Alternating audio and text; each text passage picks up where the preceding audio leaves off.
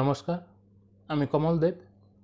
আজকে আমার আলোচনার বিষয় হলো শিক্ষায় প্রান্তিকীকরণ অর্থাৎ মার্জিনালাইজেশন ইন এডুকেশন। তাহলে এই বিষয়টার মধ্যে আমরা দুইটা শব্দ দেখতে পাচ্ছি, একটা হলো মার্জিনালাইজেশন আর একটা হলো এডুকেশন। এডুকেশন অর্থাৎ শিক্ষা। তাহলে শিক্ষা কি? শিক্ষা আর কিছুই না, আচরণের পরিমার্জনা করা। That means education nothing but A modification of behaviour. অর্থাৎ প্রতি মুহূর্তে সমাজ থেকে আমরা যা কিছু আয়ত্ত করি সবই শিক্ষা। তাই ব্যাপক অর্থে কিন্তু আমরা বলি শিক্ষার শেষ নেই, যতদিন আমরা বাঁচি ততদিন আমরা শিখি। Education is life long process. কিন্তু এখানে আমরা যেই শিক্ষার কথাটা বলবো সেটা হলো মূলত নিয়ন্ত্রিত শিক্ষা বা ফর্মাল এডুকেশন। তাহলে নিয়ন্ত্রিত শিক্ষাটা কি? নিয়ন্ত্রিত শিক্ষা হলো সেই শিক্ষা যেখানে একটা নিয়ন্ত্রিত পরিবেশের মধ্যে একটা নির্দিষ্ট সময়ে একটা নির্দিষ্ট পূর্ব পরিকল্পিত পাঠ্যক্রমকে শিক্ষা প্রদান করা হয়ে থাকে। যদি উদাহরণ দিয়ে বলি, বিদ্যালয়ের শিক্ষা, কলেজীয় শিক্ষা বা ইউনিভার্সিটিতে যে শিক্ষা আমরা লাভ করি সবই হলো নিয়ন্ত্রিত শিক্ষা। কিন্তু বর্তমানে যে আমাদের বিদ্যালয়ের শিক্ষা আছে সেটা কিন্তু অন্তর্ভুক্তমূলক শিক্ষার ধারণা, অর্থাৎ ইনক্লুসিভ এডুকেশনের কনসেপ্ট। তাহলে সেটা কি?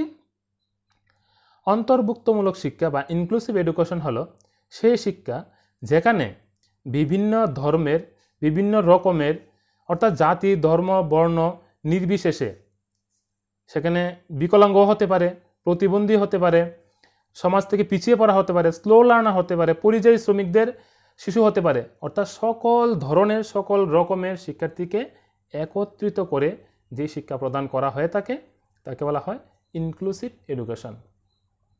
তাহলে এই ইনক্লুসিভ এডুকেশনের ধারণাটা কেন আসলো? যেহেতু আমার সমাজের মধ্যে এক্সক্লুশন হয়েছিল, অর্থাৎ এক্সক্লুশনের কনসেপ্ট ছিল, যার ফলে কি হয়েছিল? বিদ্যালয় থেকে অনেক শ্রেণীর অনেক ধরনের শিক্ষার্থীরা দূরে সরে গিয়েছিল। তো দূরে সরে যাওয়ার যে শিক্ষার্থীরা আছে তাদেরকে ইনক্লুড করেই তো ইনক্লুসিভ এডুকেশন কনসেপ্টটা এসছে। তো এক্সক্লুশনের অনেকগুলি কারণ আছে, তার মধ্যে একটা গুরুত্বপূর্ণ কারণ হলো প্রান্তিকতা বা মার্জিনালাইজেশন। এই যে মার্জিনালাইজেশন শব্দটা শুনলে কিন্তু আমাদের আরেকটা শব্দের মাথায় আসে, সেটা হলো মার্জিন। অর্থাৎ মার্জিন হলো একটা স্ট্রেট লাইন বা একটা সোজা দাগ, যেটা আমরা কি করি আমাদের এক্সারসাইজ বুক বা খাতার মধ্যে দিয়ে থাকি। কেন দিই? এই মার্জিনটা দেওয়ার ফলে কিন্তু আমাদের খাতাটা দুইটা ভাগে ভাগ হয়ে যায়।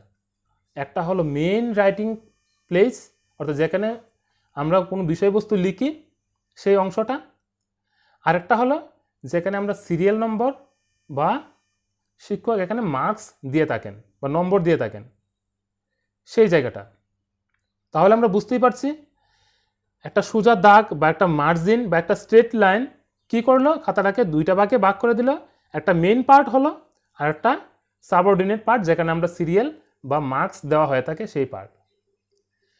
তেমনিভাবে আমাদের সমাজে এক দল বা একটা গোষ্ঠীর লোক অন্য একটা সাবঅর্ডিনেট গোষ্ঠীর লোককে কি করে তাদের মধ্যে একটা মার্জিন টেনে দেয়, যার ফলে কি হলো একটা মেইন গ্রুপ অফ সোসাইটি হয়ে যায় আর একটা সাবঅর্ডিনেট গ্রুপ বা যাদের প্রতি বৈষম্য করা হয়েছে সেই গ্রুপ।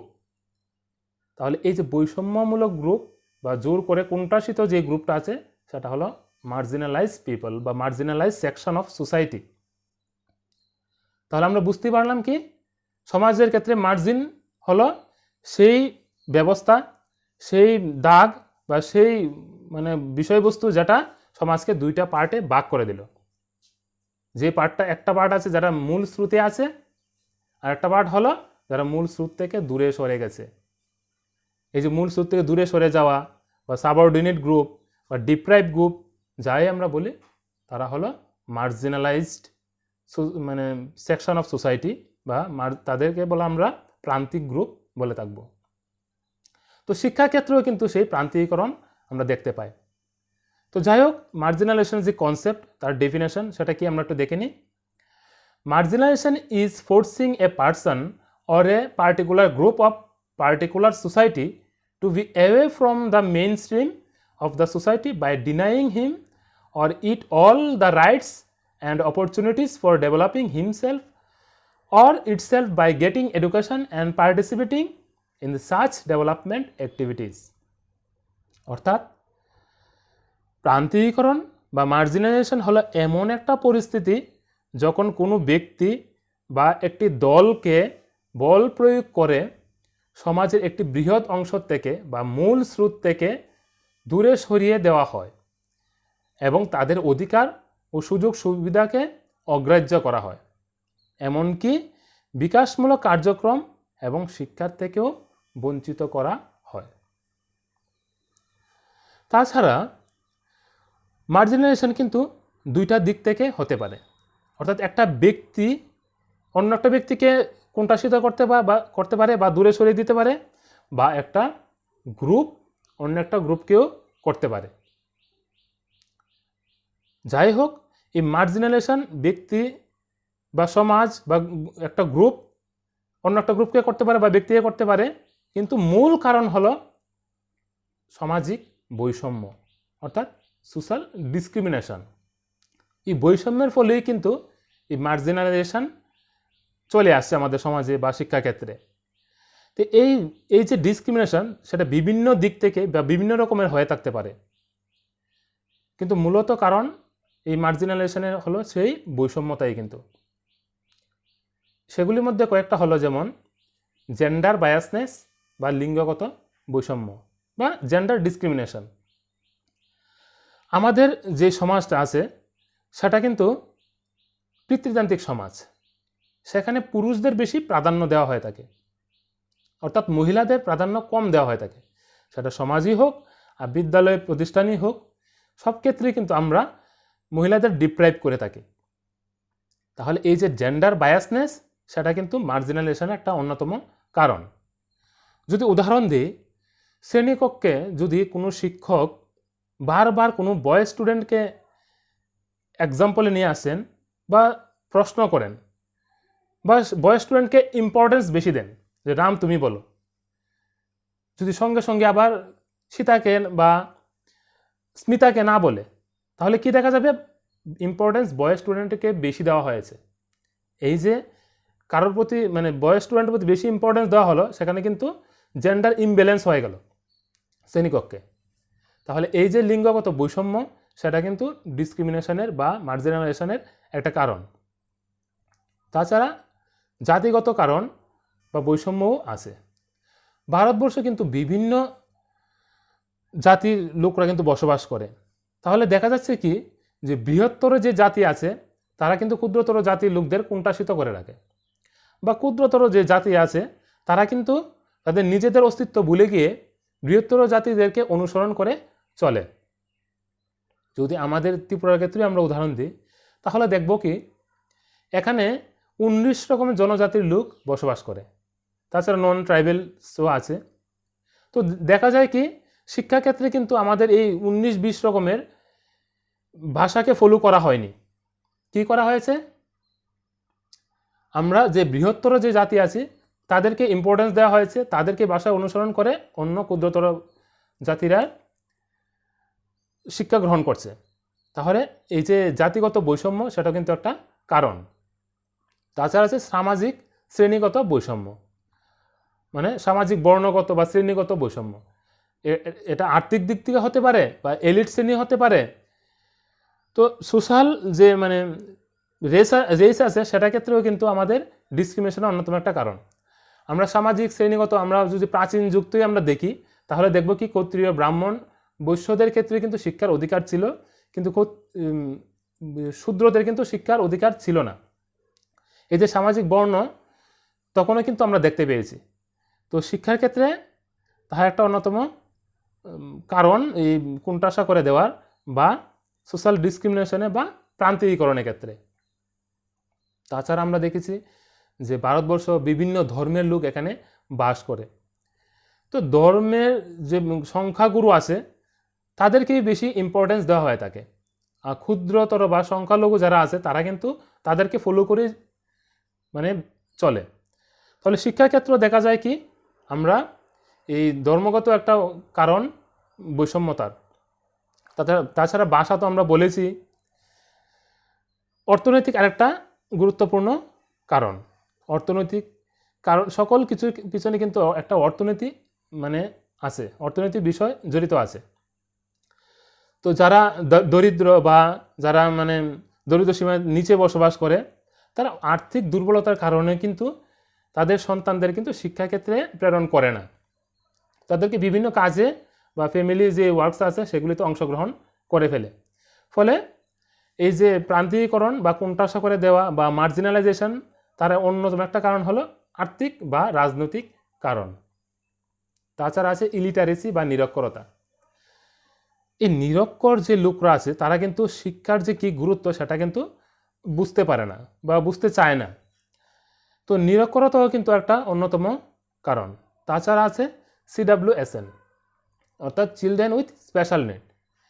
তো সেখানে বিশেষ চাহিদা সম্পন্ন শিক্ষার্থী আছে, যেমন আমাদের বিদ্যালয়ে আমরা যেহেতু বলেছি ইনক্লুসিভ এডুকেশন, সেখানে সামাজিক দিক থেকে দুর্বল শ্রেণী, আর্থিক দিক থেকে দুর্বল শ্রেণী বা আমাদের যে কতগুলি অর্গান আছে সেই অর্গানগুলির দুর্বলতার কারণেও কিন্তু স্পেশাল নিড হতে পারে। তো এই যে স্পেশাল নিড চিলড্রেনরা আছে বা শিক্ষার্থীরা আছে, তাদেরকে শিক্ষা দেওয়ার জন্য যদি উপযুক্ত পরিবেশ না থাকে তাহলে তারা কিন্তু শিক্ষার থেকে আস্তে আস্তে দূরে সরে যাবে। তাহলে এই সবগুলি হলো বৈষম্যতার কারণ, যেটা আমাদের শিক্ষাক্ষেত্রে প্রান্তিকতা সৃষ্টি করে। তাহলে এই যে শিক্ষাক্ষেত্রে মার্জিনালাইজেশন বা প্রান্তিকতা আমরা দেখতে পাই, সেগুলি কিভাবে দূর করা যায়? সেই প্রান্তিকতা দূর করার জন্য কিন্তু ভারত সরকার স্বাধীনতার পর থেকে বিভিন্ন ধরনের পলিসি বা আইন এগুলি নিয়ে এসছেন বা বিভিন্ন প্রকল্প নিয়ে এসছেন। যেমন আমরা জাতীয় শিক্ষা নীতি 1986, তার পরবর্তী সময়ে আমরা কি দেখেছি অপারেশন ব্ল্যাকবোর্ড, তারপর দেখলাম সর্বশিক্ষা অভিযান, রাষ্ট্রীয় মাধ্যমিক শিক্ষা অভিযান, লাস্ট আসলো কি RT 2009 অর্থাৎ রাইট টু এডুকেশন অ্যাক্ট বা শিক্ষার অধিকার আইন 2009। তার ফলে কি হয়েছে, প্রত্যেক 6 থেকে 14 বছর শিক্ষার্থীরা অবৈতনিক এবং বাধ্যতামূলক শিক্ষা পারবে। তথাপি কিন্তু আমাদের সমাজে ডিসক্রিমিনেশন রয়েছে, সেগুলি আমরা কিভাবে দূর করতে পারি? তো প্রথমে কি করা যায়, আবাসিক বিদ্যালয় স্থাপন করা যায় এবং সেই আবাসিক বিদ্যালয়ে যে সামাজিক দিক দিয়ে যারা পিছিয়ে পড়ে আছে বা প্রান্তিক শিশু আছে তাদেরকে নিয়ে আসা যায়, বা যে স্কুলে হোস্টেল অ্যাটাচড আছে সেই হোস্টেলে শিক্ষার্থীকে রেখে শিক্ষা প্রদান করা যায়। তাছাড়া স্কলারশিপের ব্যবস্থা করা যায় বা বৃত্তি প্রদান করা যায়। যেহেতু অর্থনৈতিক একটা বিরাট কারণ, দারিদ্রতা একটা কারণ, সেই দারিদ্রতা দূর করার জন্য আমরা কি করতে পারি, বা সরকার স্কলারশিপ প্রদান করতে পারে। তাছাড়া পিতামাতার মধ্যে অ্যাওয়ারনেস বৃদ্ধি করা অর্থাৎ সচেতনতা বৃদ্ধি করা, তার জন্য পাবলিসিটি করা যায়, টাইম টু টাইম শিক্ষক শিক্ষার্থীর মিটিং করা যায়, এই করে তাদের মধ্যে সচেতনতা বৃদ্ধি করা যায় এবং এর ফলে কি হবে, শিক্ষায় তাদের ছেলে মেয়েদেরকে প্রেরণ করতে উৎসাহিত হবে। তাছাড়া আইন প্রণয়ন করা যেতে পারে, আইন তো অলরেডি আছে, তাছাড়াও যেহেতু বিভিন্ন জায়গায় আমরা বলছি এখনও জাতিগত বৈষম্য আছে, এগুলি যাতে না থাকে তার জন্য সরকার প্রয়োজন অনুযায়ী সিচুয়েশন অনুযায়ী আইন প্রণয়ন করতে পারে এবং সেই আইনকে বাধ্যতামূলক করে প্রয়োগ করতে হবে। ফলে মার্জিনালাইজেশন আমাদের সমাজ থেকে দূর হতে পারবে। তাছাড়া স্পেশাল এডুকেশনের ব্যবস্থা রাখতে হবে। যেহেতু বলছি আমরা আমাদের ইনক্লুসিভ এডুকেশনের কনসেপ্ট, তাই আমাদের যে প্রতিবন্ধী শিশু আছে, সামাজিক দিক থেকে পিছিয়ে পড়া শিশু আছে বা বিশেষ চাহিদা সম্পন্ন যেমন গিফটেড চাইল্ড আছে বা বিভিন্ন অঙ্গগত দুর্বলতাজনিত শিশু আছে, তো তাদের জন্য কি করতে হবে, প্রথমে স্পেশাল এডুকেশন রাখতে হবে।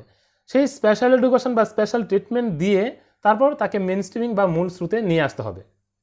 যদি উদাহরণ দিই, যদি একটা অন্ধ শিশু থাকে তাহলে তাকে প্রথমে রিহেবিলিটেশন সেন্টারে নিয়ে যেতে হবে, সেখানে স্পেশাল এডুকেশন দিতে হবে, ব্রেল ট্রেনিং দিতে হবে।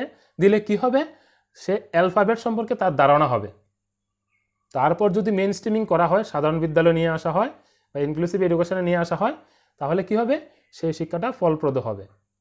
তাহলে মার্জিনালাইজেশন দূর করার জন্য আমাকে স্পেশাল এডুকেশনের ব্যবস্থা রাখতে হবে। তাছাড়া লিঙ্গগত বৈষম্য আমাদের যে এই কনসেপ্টটা আছে সেটা দূর করতে হবে। সেটা দূর করার জন্যই কিন্তু ভারতবর্ষের সরকার কী করেছে, বেটি বাঁচাও বেটি পড়াও এরকম প্রকল্প চালু করেছে, বা কন্যাশ্রী যে প্রকল্প ওয়েস্ট বেঙ্গল আছে সেগুলি করেছে মূলত লিঙ্গগত বৈষম্য দূর করার জন্য।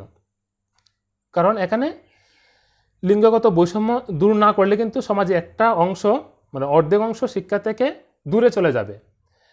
আর এজ এ টিচার আমাদের কি করতে হবে, ক্লাসরুমে জেন্ডার ব্যালেন্স রাখতে হবে। তাছাড়া কি করা যায়, দারিদ্রতা দূর করা যায়। দারিদ্রতা দূর করার জন্য অলরেডি গভর্নমেন্ট কতগুলি প্রকল্প নিয়ে এসছেন, তো যেমন অন্তোদয়, বিপিএল এগুলি আছে। তাছাড়াও আরও অনেক প্রয়োজন অনুযায়ী অনেক প্রকল্প গ্রহণ করতে হবে। আর একটা গুরুত্বপূর্ণ বিষয় যেটা আমি বলতে চাইব সেটা হলো প্রপার প্ল্যানিং গভর্নমেন্টকে করতে হবে। এই যে আমরা বলি ভারতবর্ষে হিউজ পপুলেশন, অর্থাৎ প্রচুর জনবিস্ফোরণ, 130 কোটি লোক, যার জন্য সকল ক্ষেত্রে এই লোকগুলি বোঝা হয়ে আছে। শিক্ষাক্ষেত্রেও তাই পর্যাপ্ত শিক্ষা দেওয়া যাচ্ছে না, স্বাস্থ্য পরিষেবা দেওয়া যাচ্ছে না, কারণ প্রচুর পরিমাণ লোক, জনবিস্ফোরণ। কিন্তু সেটা ভুল কথা। জনসংখ্যা কিন্তু একটা অ্যাসেট, আমাদের হিউম্যান রিসোর্স। কখন রিসোর্স হবে, যখন সরকার একটা সঠিক পরিকল্পনা নেবে এবং সেই পরিকল্পনাকে সঠিকভাবে বাস্তবায়িত করবে। আমাদের চেয়ে তো আরও বেশি জনসংখ্যা আছে চায়নাতে, কিন্তু তাদের জনসংখ্যা কিন্তু অভিশাপ না, কারণ তাদের মধ্যে প্রপার প্ল্যানিং আছে। সেই প্ল্যানিংটাকে তারা বাস্তবায়িত করতে পারে, যার জন্য আজকে চায়না বিশ্বের সবচেয়ে উন্নয়নশীল দেশকেও ছাড়িয়ে যাচ্ছে, উন্নত দেশকেও ছাড়িয়ে যাচ্ছে। এরা বিশ্বের মধ্যে মহাশক্তির রূপ ধারণ করছে, কারণ তাদের মধ্যে প্রপার প্ল্যানিং আছে। তাই সরকারকে কি করতে হবে, মার্জিনালাইজেশন তো দূর করতে গেলে বা সমাজের থেকে সব কিছু মানে বৈষম্য, সব কিছু মানে দুর্বলতা দূর করতে গেলে আমার মানুষকে, আমার হিউম্যানকে বা আমার সিটিজেনকে কাজে লাগাতে হবে। তার জন্য প্রয়োজনীয় প্রকল্প গ্রহণ করতে হবে। তাছাড়া এজ এ টিচার আমরা কতগুলি দায়িত্ব পালন করতে পারি, কতগুলি বিষয় নজর রাখতে পারি। সেই রাখতে পারলে আমরা কি করতে পারবো, মার্জিনালাইজেশনকে অনেকটা দূর করতে পারবো।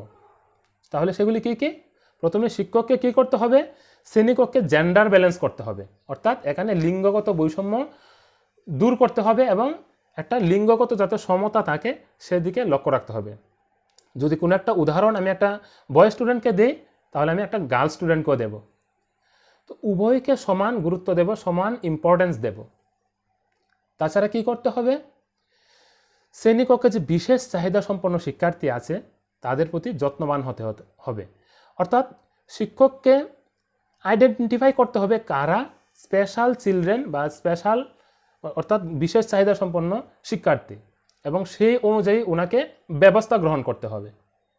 যদি একটা স্লো লার্নার ক্লাসে থাকে তাহলে কি করতে হবে, তাকে একটা ব্রাইট স্টুডেন্টের সাথে বসাতে হবে, বা প্রতিভাবান যে শিক্ষার্থী আছে বা অ্যাডভান্স যে শিক্ষার্থী আছে তার সাথে বসাতে হবে। তাছাড়া যদি দেখা যায় কোনো একটা শিশু চোখে কম দেখে, তাহলে তাকে কি করতে হবে, সামনে সারিয়ে নিয়ে আসতে হবে, উচ্চারণ স্পষ্ট করে বলতে হবে, বড় বড় হরফে লিখতে হবে। তাহলে এই রকম ব্যবস্থা গ্রহণ করতে পারেন। তাছাড়া শ্রেণীকক্ষে অনেক সময় দেখা যায় কি, স্টুডেন্টের মধ্যে কনফ্লিক্ট বা দ্বন্দ্ব দেখা যায়, যার ফলে তারা কি হয়, তাদের মধ্যে একটা একতা দেখা যায় না।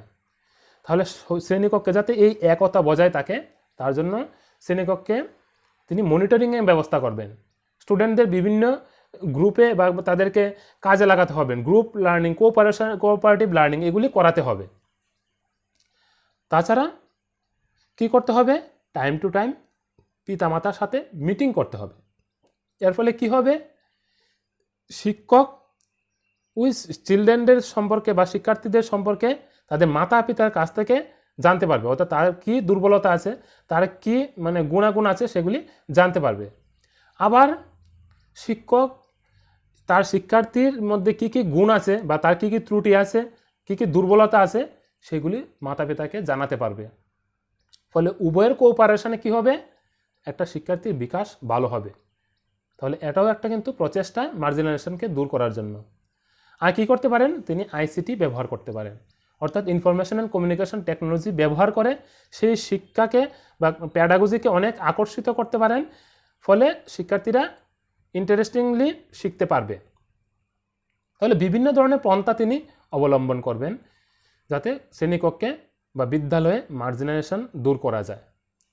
তাহলে এই হলো আমার আলোচনা। যদি কারো কোনো অসুবিধা থাকে বা প্রশ্ন থাকে অবশ্যই আমাকে কমেন্ট বক্সে কমেন্ট করবে। ধন্যবাদ।